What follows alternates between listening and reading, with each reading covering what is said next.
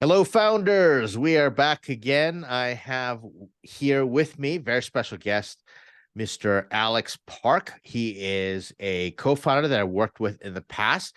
Both of us still work in startups, but instead of talking about successes like we normally do, I want to talk about failure, how we failed. And you are looking at Tabulate, which is the startup that Alex actually was one of the main founders. I joined a little late, but Alex was gracious enough to treat me like a co-founder. We slugged away at it and ended up doing some pretty neat things. I thought it was a different type of industry, but I had a background in it since traditionally I've come from the comic book and animation space, so it wasn't really hard for me to see what Alex was doing, but we failed. We shut that bad boy down, and I never really had a chance. I don't think we talked about it in different spaces or different times, and we reflected on it, but we've never had sort of a focused conversation of just why we failed. We didn't even get out to raise sort of the first, outside seed round. You and I were bootstrapping it away. You were heavily invested in it and doing it before, but let's start with a too long, did not read right out of the gate. Why do you think Tabulate failed? So I think Tabitha failed because it was not, um, it chose the wrong place to build a two-side market. So essentially what we were trying to do was this, right? So we were trying to create a digital subscription-based comics platform. Right. And we wanted to do it for all these like indie comic artists that were not getting a lot of attention from the mainstream. So what we began doing was basically just getting as much content as possible onto the platform. Now, the problem here was that we were not getting readers, and the readers were the ones that were going to actually pay the money. And so herein lies the problem. There's a reason why there's a reason why like a lot of comics or like content-based platforms, they acquire like really popular people or like popular creators to get like host their content on their platform. That's because that attracts readers, or like, that attracts audiences, right? So what we should have done was try to actually get people that would attract readers. Instead, what we did was we tried to just packet as much content as possible, and it didn't turn into more readers because we were basically trying to ask people to care about artists that were unknown, and that's just not a thing. So I think like TLDR, like if I could hone it down to one out of the 100,000 things that I did wrong with it, then I would hone it down to that. It's that we focused on trying to build up a big catalog of artists, but we did not try to do what was the more important part, which was how do we get more paying readers? So how do we get more people to, pay for like digital comics? Like that's I think that's the one thing that we never solved, but that's the thing that we should have been solving.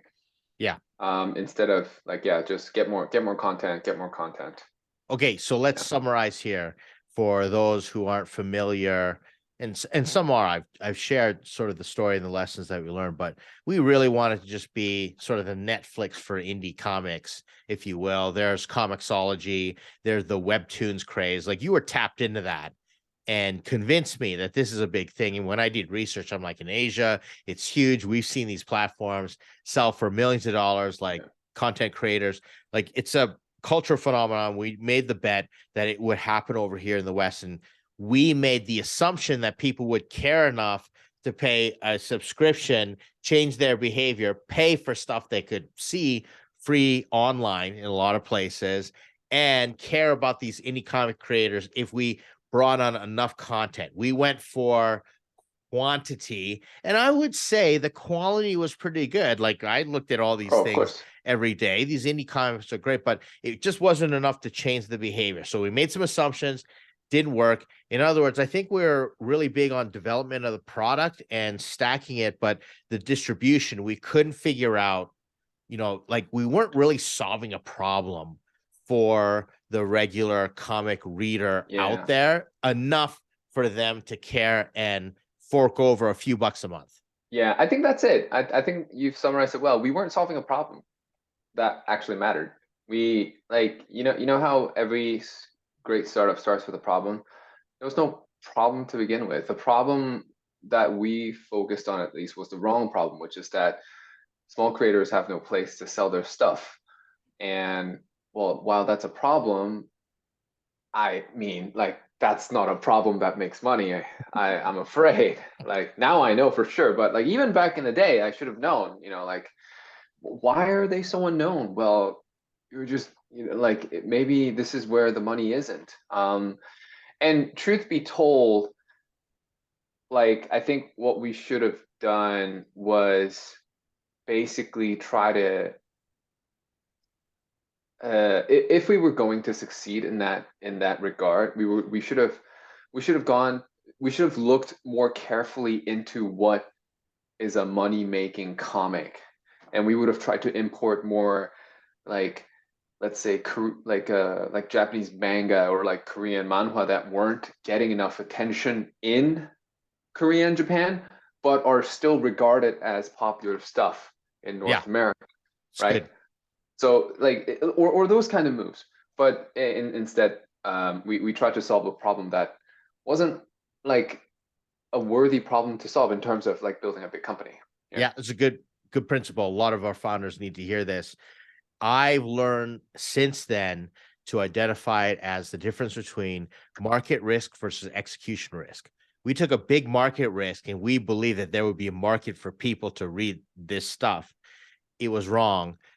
I would rather take an execution risk, meaning it's a proven market or we've proven the market, and now it's a matter of the risk. Can we execute that better than other people? So that's what I would boil it down to. How long did we plug away at this thing? I can't remember. Uh, well, I have the dates in my head. So I first talked to you in I think November of 2015, and you were sort of on board with it, I think, or no, 2016, and I think you were sort of on board with it in like the spring. Yeah, By the time, so we plugged away on it for I think good like 2 years 2 years. almost Yeah. until you sort of you dropped out. And then I think a couple, not even a couple, like a year and a half later, I sort of closed the whole thing down because I just couldn't keep it up anymore. Yeah. And just couldn't figure out a way forward, right? Like tried all sorts of things on my own, and then that was it, really. Yeah. Okay. Now, we did make money. It wasn't a lot of money, but we did manage to get some people to pay and we developed a community. I'd like to say that like you were responsible for building that community. I was more on the back end, kind of hacking away every Hmm. single day on the website. You brought in some great creators and like we even got like I remember what was I would say our marquee title was Axe Cop. Wouldn't you say like Axe Oh Cop yeah, was yeah. a Axe full-blown Cop. animation? That was weird. I thought that was a weird happening. But Axe Comp was, I think, yeah, like one of the biggest offerings because it was also one of the biggest traffic generators based on organic. Yeah. And that's how I knew that like, okay, we have a big title on our hand because it was. Um, but like Axe Comp did not happen through like our outreach. It happened through a friend of a friend. Okay. So I think that's the other thing too. It's just like sometimes it just works out, sometimes it doesn't. Like we just didn't have, we worked hard enough, but like we just didn't have those moments where like, oh, wow, it clicked. Like there just are. Like I think there are certain things also that just more work cannot solve. Um, And that's why, like, it's like the Wattpad guys, right? Like they plugged away at it for like so many years back in the 2000s when, reading on the phone meant like on those like tiny Nokias and stuff like that. And then there was that point where they just turned it into something, and then it was all about like just that grit and patience and being able to outlast anybody else. Um, but but also like, yeah, like I mean, it's just, I think sometimes failure is just a matter of like not having serendipitous moments along the way. Yeah. And I can tell you right now, aside from meeting you, actually, I had zero serendipity on that journey. There was there was no good fortune on that journey. Every like there was it was just bad luck, one after the other, and just solving like the problems that were turning worse all the time. And just work like 100+ hours a week of work. So I think there's that too. I'm not saying this to sort of excuse myself of all the faulty decisions I took and the lack of strategy that there was, and all the folly, right? But I think there's that too. So what? And I'm trying to say this because a lot of people beat themselves up, Yeah, it's good. and sometimes it just doesn't work out. That's it. Yeah. Luck plays a factor. Like I tell people all the time, like, my first angel investor was just sheer luck. Now I had to be prepared, and that's important. But I just happened to be sitting right beside him, start up a conversation, invested in my first venture, type thing. So never discount luck, but they say fortune favors the prepared, right? So you got Of to be course, yeah, prepared to make your luck or take advantage of it. Now yeah, let's jump back. I would say one of the highlights, you and I have continued to be friends, and we share a personal relationship beyond the startup, which I've always appreciated. But let's summarize here. Okay. So do yeah. this exercise from your standpoint. What's the good, the bad, and the ugly based on our experience working together at Tabulate? So good, bad, ugly. So start with the good. Let's go back and forth. So what's the good for you? Wait, so just specify like good in terms of Tabula itself or working with you? Yeah, just itself. You can include working with me. Okay. Hopefully that's a good thing. But the whole thing, the good, the bad, the ugly, the whole I experience. think, yeah, I mean, I think the good is that I think the good is that I made all the mistakes in the book. Um, I like literally, if you name a mistake that a founder makes, I made it. And I made all of them very spectacularly too, because before that, I was a clueless grad student with no work experience. So, coming into this, I was completely unprepared. So I think the good is that I made so many catastrophic mistakes that humbled me, um, and taught me things, um, in a very painful way, so to say. Yeah. Yeah. I Yeah. would say the good for me is kind of a cluster of good. Obviously, we talked about this meeting you, working Of with course. you. That Yeah. was just a great experience. I would say of, so many founders that I have worked with or I meet on a regular basis, you definitely, I would say if there was someone that out hustled me, it would be you. Like you definitely out hustled me, and I'm pretty hard to Oh, out thanks. hustle. So you did a great job. Um, I would say you really cared about the creators and the founders. Like you had a Mm, passion. You still have a passion for this industry, and that's pretty much. I was making the bet on you, and obviously things didn't work out, but there are things that mm, did happen. For example, I learned a lot about just the creator economy and this type of marketplace and human nature and different things like that. So that was a great experiment. So I take those lessons just like you. mm. There are good things that we did. Remember, we learned how to do Reddit hacking. Well, I learned how to do Reddit hacking. Yeah, We that did was that cool. Yeah. together. Like, I can't remember. I was trying to recall, like, we generate quite a bit of traffic. Like, how far did we shoot up the rankings in terms of traffic from our site?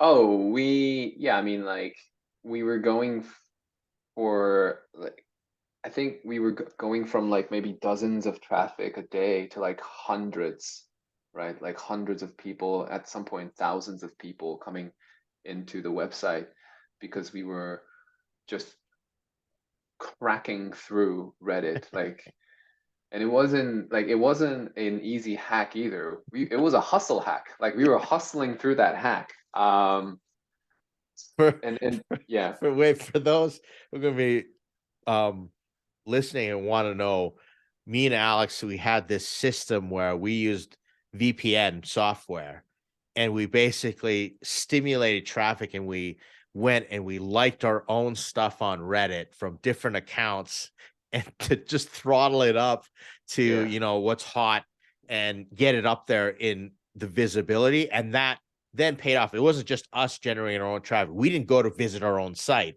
We went and we hacked Reddit to the point where people then would see that what's hot and then come to our website. yeah. That's what we did. Yeah, it doesn't it wouldn't work anymore. But back then, like, it was more of a Wild West kind of time for Reddit still.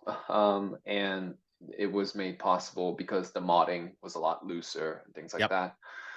But yeah, I mean, like you said too, like, I would definitely count the good as, the people that I met along the way, including you, especially you actually. And just the creators, all the artists that I got to meet, all the people that I got to know as like, just all these amazing artists and like creative people who I did other things with. Like, I made other comics with. Like, there's this one person that I'm in talks with to produce a short animation together right Nice. now. And it's just, I think, yeah, like, I think the creativity of it, because I love comics. I love, just all this custom art. And I know you do too. So we definitely shared those goods together. Another thing that we discovered, which I thought was a great insight, and this just goes to show, I'm going to put this up. This is a version of Tabulate that's up now. And if we go to the main home screen here, you've got these books that you put out on Oh yeah. Kickstarter. What was interesting for me, Alex, was, we realized that people would pay for comic books and then, we use the digital platform and they would, that ecosystem worked for me. Yeah. And, I'm curious, you could have just continued building, like you use Kickstarter really as a publishing platform. Yeah. And that all came out of there. And I thought you started cracking the code because I looked at your campaigns and I remember us doing the campaigns together in the beginning and they've, been successful, but you kept going with it. What's the reason you decide to stop? I think, so there's a big reason why I decided to stop. And the big reason is that I had a baby. Ah, And the behind the scenes on these Kickstarters are massive toll. Like, it is just massive, massive toll. And I always had someone to sort of have a crutch onto, right? So our last book, Gratitude, I made that in partnership with a like a local artist and a bookmaker. His name is David Daneman, and he um, he helped me with steering the Kickstarter. He was the one actually who managed the campaign too. So, like, I always had someone to do it with, yeah. right? Like, I always partnered up with someone so that the load wouldn't be too much. The only one that I did all on my own was the second book about the pets, Fur 2, and it was a massive toll. Like, it was just Yeah. a massive, massive toll. So I think I could have definitely gone on with it. I had so many ideas too, actually. I had like one for this, one for that, like one for something sci-fi, one for something a little more like fantasy related. But once again, it's a huge undertaking. And lastly, you need place to store these things. Like I just ran out of room. And uh because also once you have a baby, Oh you're yeah. all the available space just gets taken over. So Yep. so that's why I stopped. I would love to continue again, actually. I really do. And I am thinking about it now that Noah is approaching 2, and from there it gets a little better. So I do want to get back into it. And but having said that, like, yeah, I mean, those print books, I cherish them so much, and they're the only reason why I keep this website up still, because like, this is crazy. People still buy those books. I know. I I got an still order see the yesterday. I see the Like, notifications. I'm like, well, okay. So I'm leaving it on, man. So that's the good. I say that you became a legitimate indie comic publisher using Mm, tools like Kickstarter, all that stuff. And it makes sense. It's super hard. And that's one of the lessons people have to learn about crowdfunding. So thank you for sharing that. The other good thing that I see for both of us is we've taken our experiences from Tabulate specifically and parlayed that into career advancement, mm. right? And so you're an expert in terms of digital marketing, the content, all that stuff, SEO, like all the things that we learn to hack and try and get going. It's making a living for you. Who knows where that's going to go, as it is for me as an advisor and all that good stuff. So that's the good. The bad. So off the top of your head, so we got the good, the bad, and the ugly. What's the bad for you? I think the bad is that I shut myself off from various avenues in life when during a time I feel at least that I should have grown a bit more as a person. Um, and the reason why I'm saying this is that I find myself doing that growth right now, a little belatedly in my 30s now. And yeah, I think that's the bad. It's the opportunity cost of having done that. It's and I feel like it's something that not a lot of people talk about because they want to sort of categorize this experiences as something that was always that's always a plus. Because if you don't, then it's just it's maddening.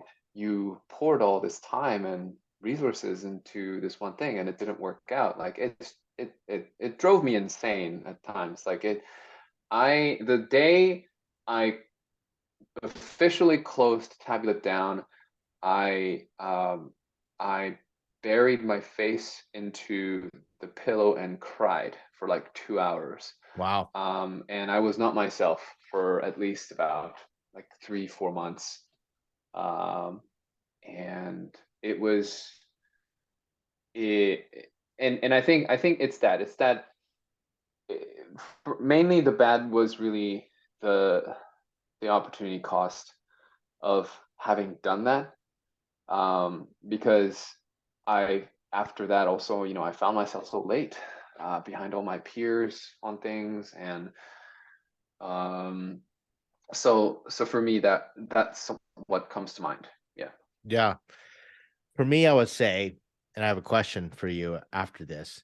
I would say the bad is the regret of knowing what I know now, and it haunts me.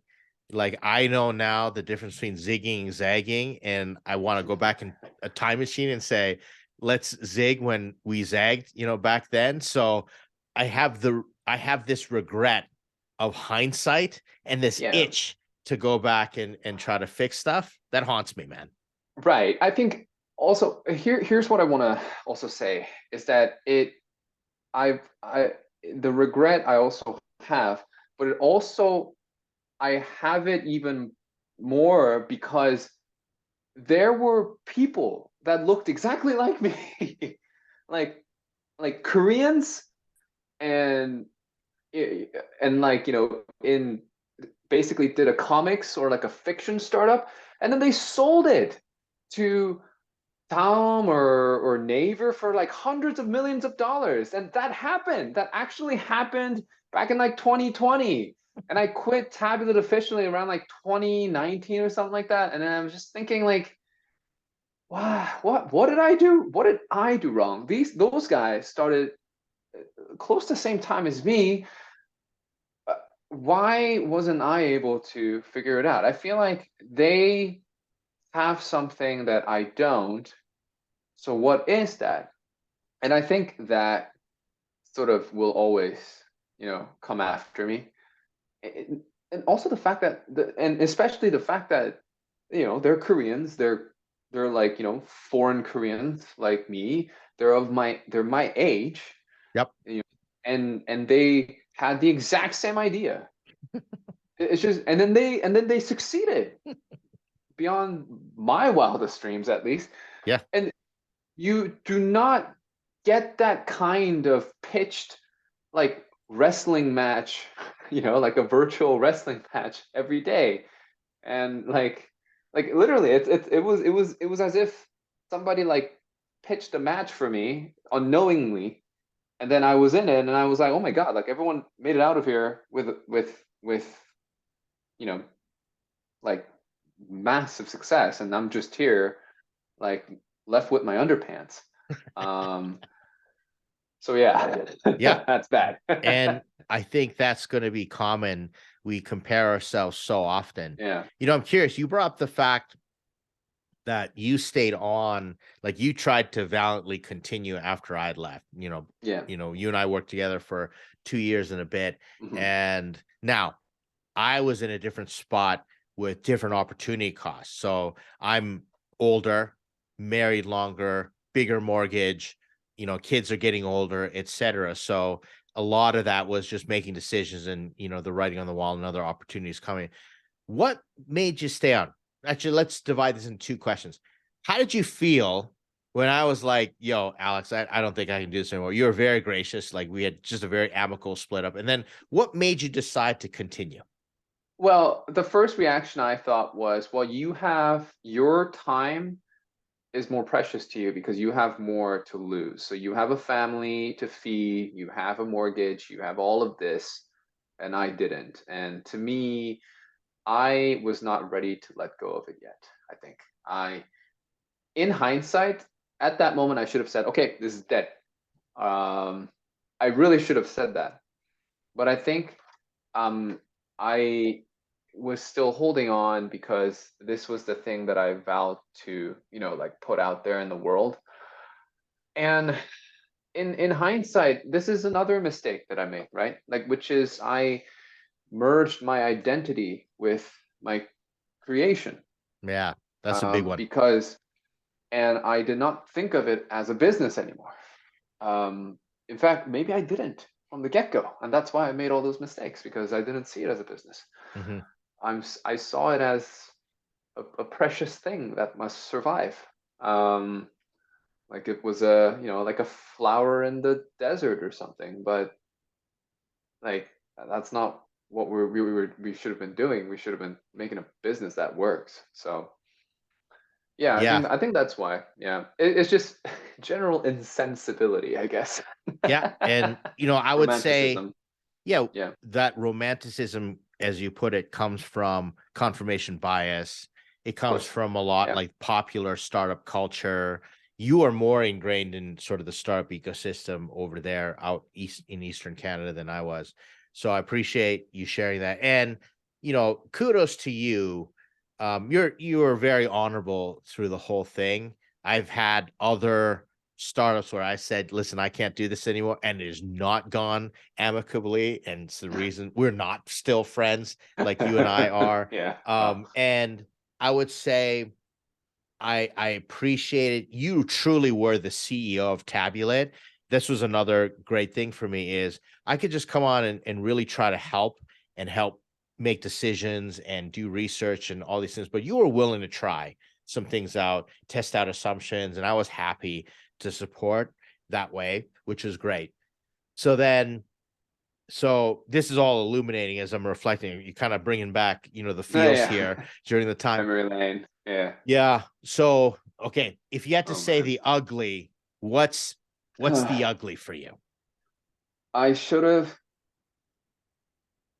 faced the truth with the rest of my team a little more, Hmm. which was that so now that you mentioned that you were saying that I was the CEO, you remember there was James, right? Right. So James was the CEO, but I think you and I felt that too for a long time, but I always thought uh, James was going to be the rainmaker, Hmm. as in he was going to be the one that will bring the funds or things like that.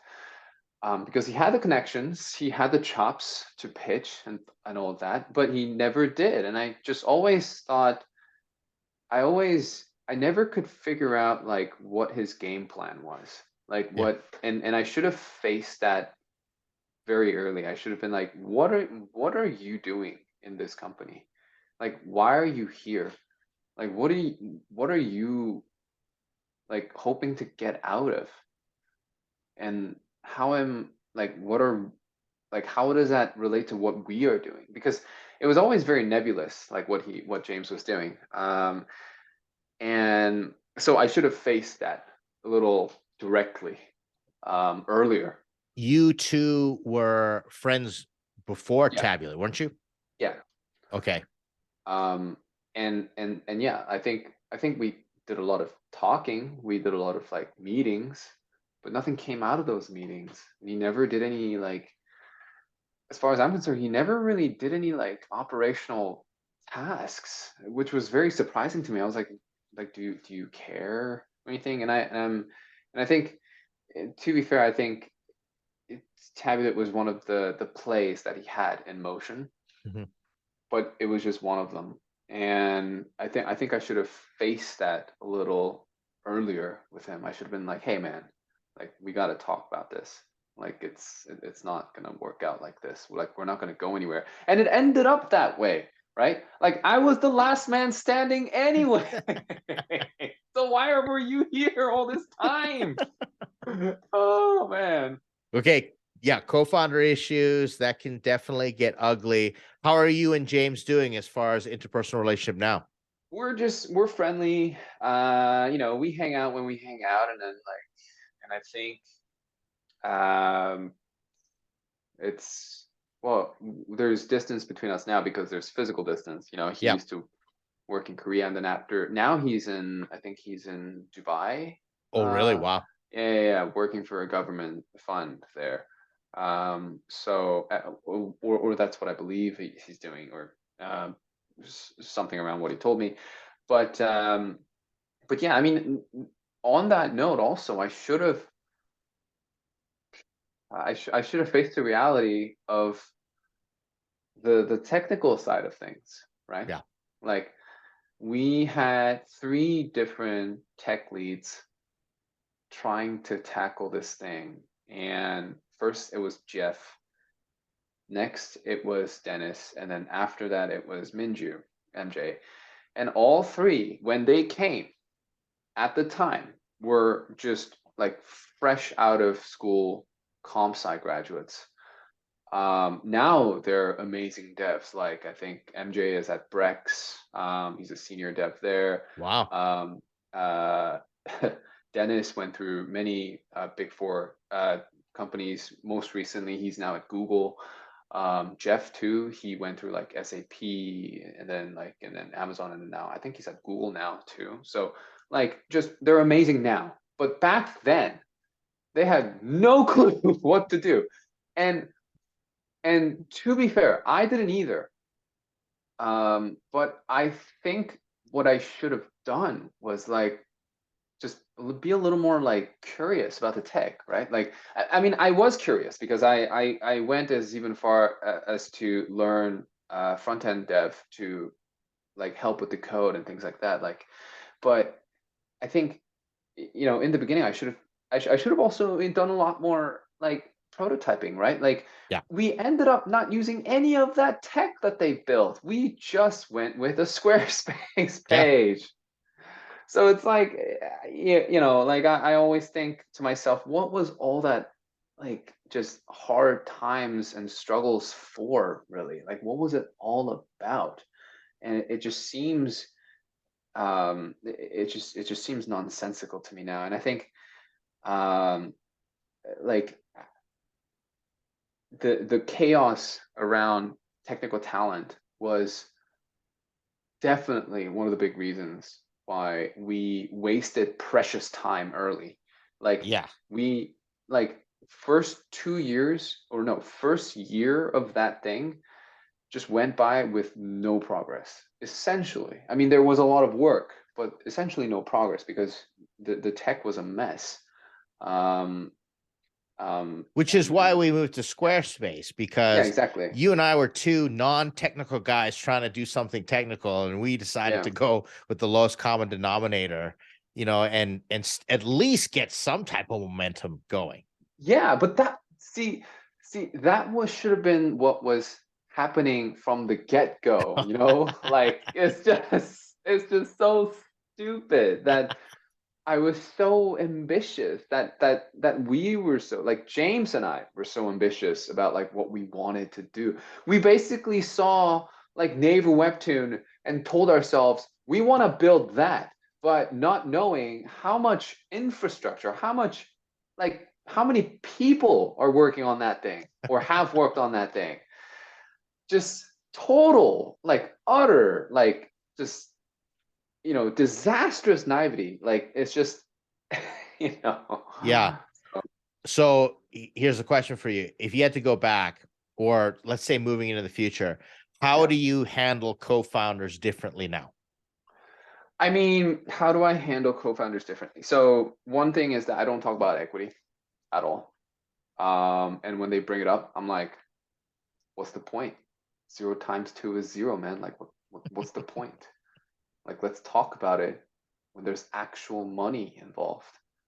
But like, I don't talk about equity at all. Mm-hmm. Like, you wanna divide this pie? You want to divide this pie full of air into half? Give me a break, you know? Um, yeah, so I don't talk about that. And second, I always try to be as open as possible about what I can do and what I can bring, because then that also prompts the other person to understand like what their contribution is Yeah. as compared to me. Yeah. Like between co-founders, it's so important to be like, okay, listen, I can only bring 20%. You'll probably be bringing 80% of this. Are you still okay with that? Like that needs to be said. Yeah. You know, I've been bitten by this so many times that it needs to be said from the get-go, because let's say I'm the one doing 20%, right? That's just a huge conflict waiting to happen.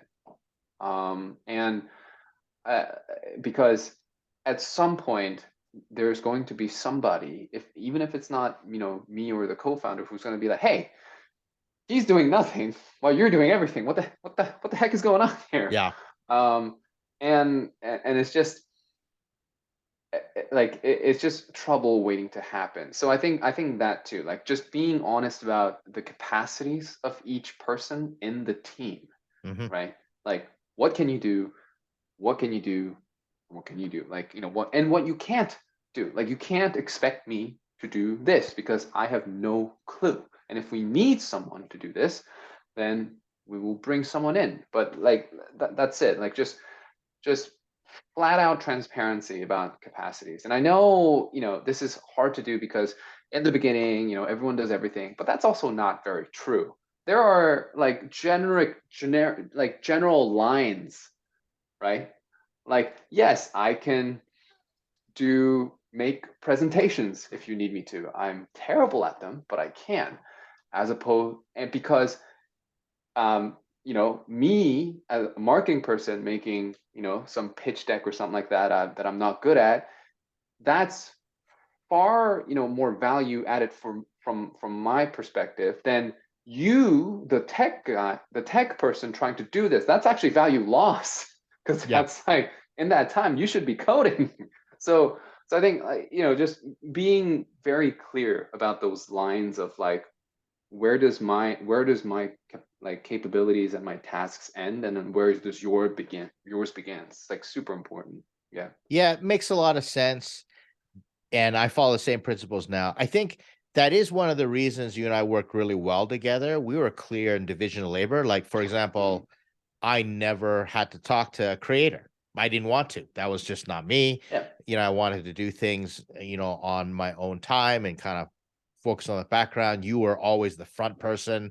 And I had no problems with that. I'm not sitting there going, oh, when am I going to get a little exposure as far as Tablet is concerned? No, let's put Alex up front, working the backside. I remember pouring through spreadsheets and doing all the shit that doesn't scale manually and counting Oh views and trying man. to divide and trying to figure out profit sharing and all that stuff, and it's just like Oh man. crazy making. But the division of labor was clear, and the other thing was, I think, if I recall correctly, like you and I never really talked about equity because we kind of both knew, hey, let's build something before we talk about it. But Yeah. you were the first one to say, you know what, I consider you an equal. I never made that assumption. I didn't feel entitled to it because I was coming in a little later.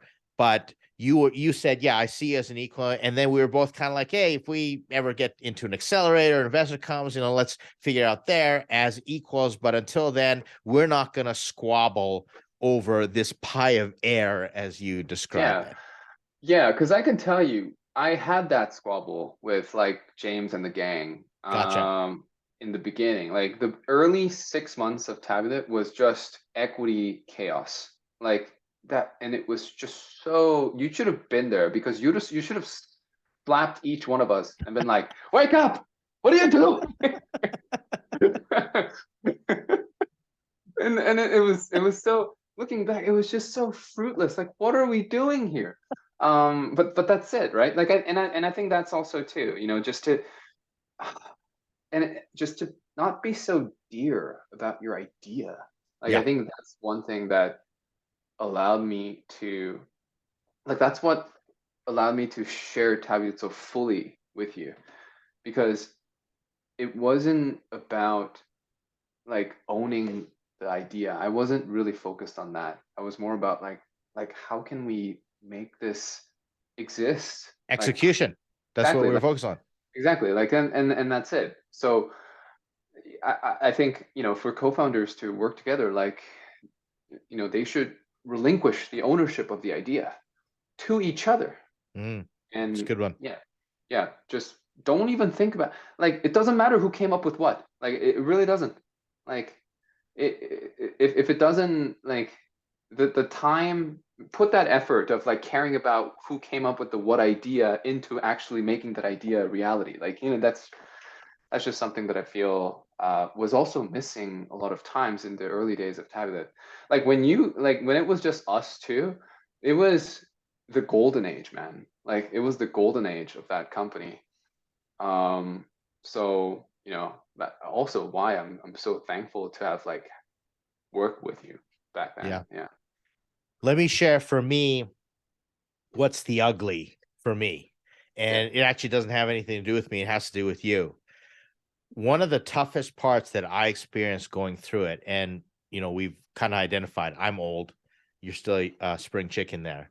But you're getting there with a 2-year-old and all that good stuff. My oldest just finished high school, type thing. So days are long, but the years are short. I think one of the toughest things that I watched you go through was that identity piece. You are struggling with your parents. Should you have gone and become a lawyer or any Mm, one of these sort of careers?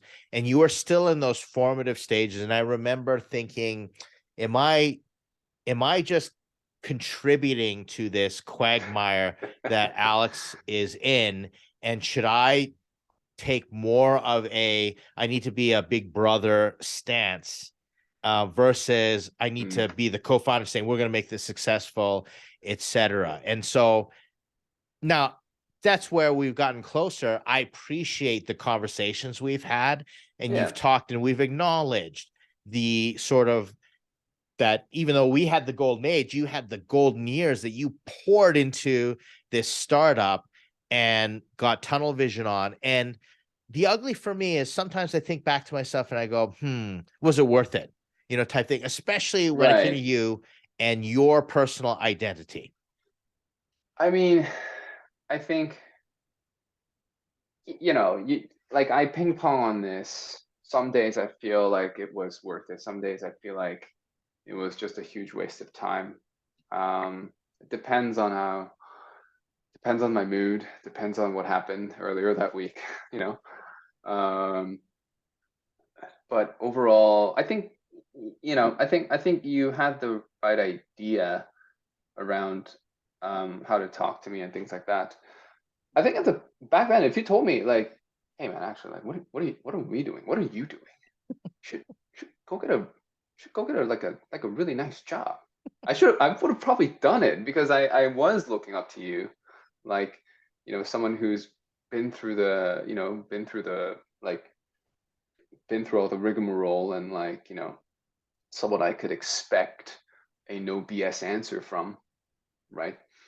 Someone who's been through all the struggle and like, learned the ropes and that kind of stuff. And I was like, hey, well, like Ed Ed knows something that I don't, and he sees certain things that I can't see. So I was actually very much reliant on you in terms of like guidance and support and like, general directional advice. So if you had told me at any point, and also like, like if you told me at any point like, hey man, you should stop, like actually like just like almost as like a near like like a request, or not maybe not an order, but like a request, and like, you should just Sure. stop, man, like, Sure. just for your mental health, maybe, like, just stop. I would have probably stopped because I think at some point what was driving me was not grit, but it was grudge, really. Mm, It was grudge against people doubting me. It was grudge against like just like the time that I've poured into this. yep. Sunk Um, cost fallacy. exactly. It was Yeah. grudge, and I think it's important to know when grit turns to grudge. Like really, like I think that's why I have started a few things, like with some friends in the past like 2 years, and then I've always been quick to recognize when grit turns to grudge. And I was Yeah. like, nope, we're stopping now. Like, screw this thing. We failed. We're done. Yeah. Right? Like, we're not wasting any more time on this thing. Um, and I think it's really important because, like you said, like it was empty effort, a lot of it. Once you left, actually, I think a lot of it became empty effort. And other than, I mean, like some of it weren't. I mean, those books, I cherish them, but like aside from that, I think a lot of it was just like, what am I doing here? Yeah. Well, you're a Yeah. better founder now. You know the difference between grit and grudge. I like that concept. I'm a better advisor now. I was not really an advisor, back then. We were two cowboys just trying to, ham it up. I definitely, knowing and going through this experience with you, I now would rather take the risk and say, hey, I think my personal opinion, go get a job. Like, Mhm. or let's really analyze this and consider hanging it up. So I think you and I definitely improve. I've watched you mature over the years. I know I'm getting long in the tooth and all the gray hairs and all that good stuff. Let's, we went good, bad, ugly, but let's take it full circle. So Yeah. if you had to encourage some other founders that are watching this, and I hope Whew. they watch to the end of it because you really have been transparent and vulnerable, like always, which I appreciate. What's an encouragement that you would have for founders who might be in the same situation as you? Oh man. Well, this doesn't sound very encouraging, but like, um, you know, quit when it starts to hurt. Like really, there's just so much of this culture where it's like smile through the pain, grind through the hurt, like the pain means you're growing. That's not true at all, man. Like, if it starts to hurt, like you quit it. Like it's and when I'm saying hurt, I'm talking about when it like when your motivation, um like there's this point, it's hard to explain, but there's this point where like your motivation is dipping, but you're still fighting through it, Mm, and you just can't, you don't know why you're fighting, but you mm, are, and every day is pain, and every day is just struggle, and it's but you just can't seem to stop. There's a point where that happens, and like you don't even have internal motivation anymore, right? Like, um there's a point where everything just becomes slower, right? Everything just becomes more of a fight, and at that point it's just better to like step away and just find something better. Like there's the thing is this, is that the problems that are hard to solve, like, are not necessarily the best problems, right? Like, if someone told me like solving hunger, that's a very difficult problem. Is it worth solving for me? I don't think so. Like, I think I really believe the the best problems for business, at least for making money, are simple problems, mm, are problems that are easy to address, the problems with a solution that's right there, right? Like, and I think yeah, like if like the whole thing really starts to hurt, and like no, it's just really affecting your life in a way that is negative. It's putting you through these like cycles of depression, and like putting you through a sense of, like, putting you through this downward spiral of self-worth and self-esteem, then I think, people should stop, and find something else to do, or just take a break. There is no shame in, I think, at least, I want to say, because I have to protect my self-esteem, right? mhm. I have to say that there is no self-esteem, shame in me admitting that I got kicked in the butt. Yeah. I got my ass kicked, and that's fine. You know, a lot of people get their asses kicked. They just don't say it. Yep. You know? Yeah. And like, and another thing, right? And that is, even if people, even for in terms of like, because when you're in startup, you get a lot of noise, right? You hear that somebody raised money, somebody raised this, somebody raised that. Whenever you hear people have raised money, don't take that as like a signal that they're succeeding ever. Oh my That's a good God. one. Oh my God. People think like, oh, but that company raised like $5 million. Oh yeah, now they have $5 million to mess up. Yeah. Like they have $5 million to fail with even greater scrutiny, like they're now in a handcuff, right? So, and like, there are many examples. I've seen so many examples. Like there was a company called Breather around here, and they were like the darlings, raised hundreds of $1 million, got sold for like scraps, literally. Like I think to a real estate, company for like $5 million or something, some ridiculously low amount, Yeah. when their valuation used to be like near billion. Like it was, so it's never over until it's over. So like I think to think that, oh, like so and so raised 10 million and we don't have anything. It doesn't mean anything. Yeah. Like, yeah, Great. don't think, I yeah, couldn't say it, better myself. I would say everything you said, I think it makes you a better spouse, makes you a better father, makes you just a better person in general.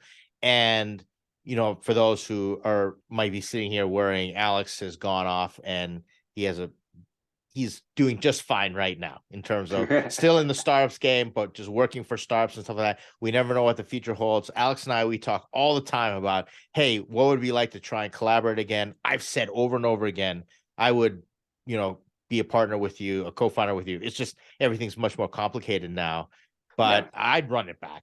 and I hope you would feel the same about me, but I just Yeah, of course. appreciate being able to reflect about this. Yeah, of course. Yeah, and I think like it's really also about like finding a problem that we can care about again, right? Yeah. I think cabinet was one of those like once in a life things for me where I was just so focused on making something happen.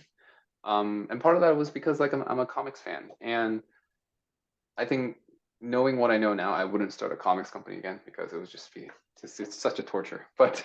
Um, but yeah, like there could be a moment where the right problem comes along, and I think that's what it is, right? Yep. Like, and then we use all the lessons that we've learned, and then go at it again. Um, that's what it's all about. Like, I think also like yeah, people who just fail companies.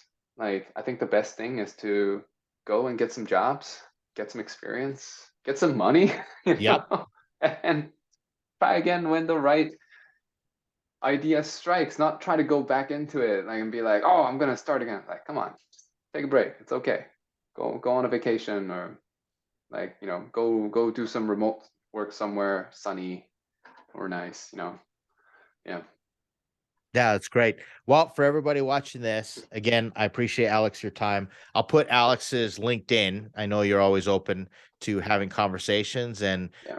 if anybody's watching this from the startups.com community, feel free to reach out to me if you want to have more conversations with Alex. I've actually twisted Alex's rubber arm to come in and advise every now and then with our founder. So always appreciate your generosity. Alex, this has been good. Appreciate it, man. Thank you so much for having me on here.